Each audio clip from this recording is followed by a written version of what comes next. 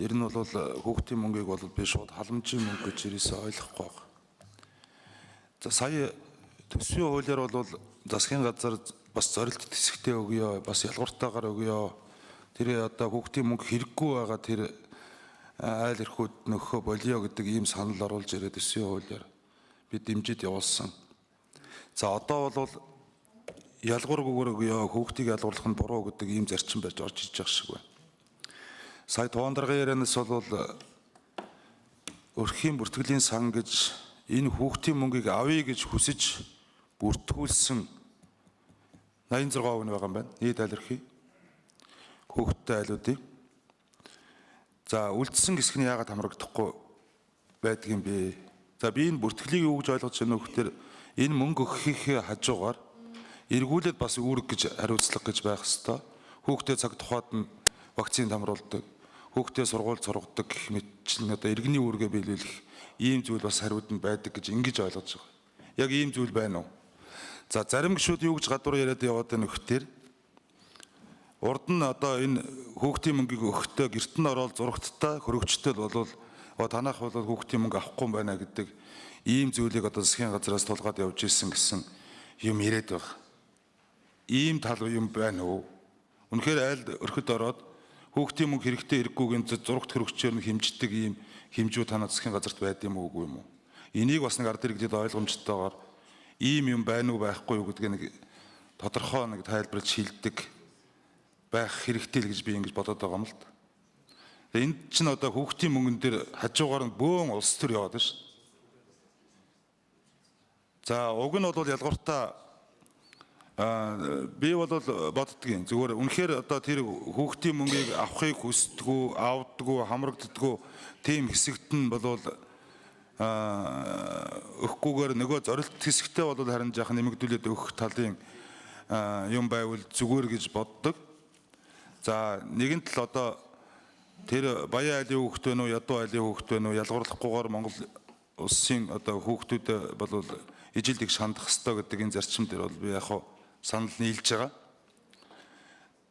байгаа. Ер нь авах болцоотой болцоогүй гэдэг дээр нь гол тэр ялгаа нь та нар ямар үндслээр урд нь одоо харж ирсэн юм хамрагдахгүй байх юм тохиолдол байсан учраас үлдсэн 14% бол ийм одоо хүмүүс үлдсэн.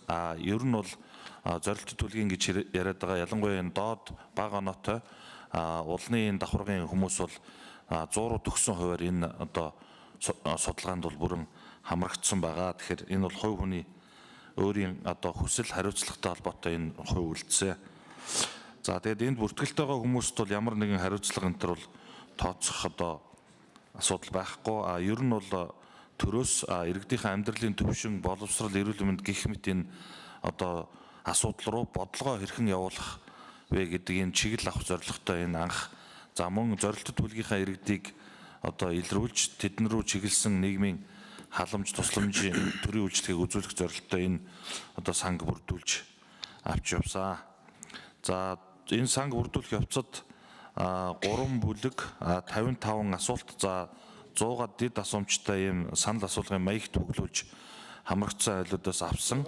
За тухайн үед өрхийн одоо гишүүдийн дунд удаан хэрэглэгддэг эд тогшил гэсэн ангилд ордог тэр зурагт хөрөгч пэйж автомашин мотоцикл гэсэн энэ зүйлүүдийн асуусан асуумж нь одоо санаанд нь тод үлдээд энийг байгаа гэж хэлснээр тухайн бүлэгт би өндөр хувьцлээ гэдэг ийм одоо буруу ойлголтыг авсан байлээ. Тэгэхээр энэ асуултыг бол бид нар бас тодорхой одоо боломжийнхаа хэрээр хэвлэл мэдээллээр өгч байгаа.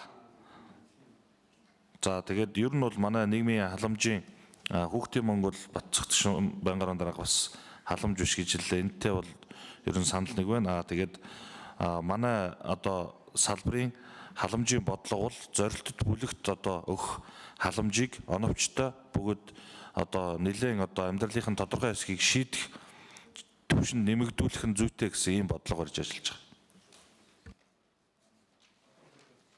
За Батцэгт гишүүн тодруулъя. Тэр үлдсэн 14% нь бүртгэлд хамрагдаагүй. Тэн дотор одоо хин нэгэн хүнээс шалтгаалаад юм уу? Эсвэл одоо судалгаа ээжээс улсуудаас хамаарад юм уу? өөрснөө бүртгүүлье гэж бодсон ч хасчихсан ийм зүйл байна уу? Ер нь 14% ч бол цэвэр өөрснөө хамрагдахыг хүсэхгүй заавал энэ хүүхдийн мөнгийг би авах шаардлагагүй гэж үзсэн хэсэг байна уу гэдгийг тодруулах хэлчихэж. За хариулъя. 3 дугаар микрофон.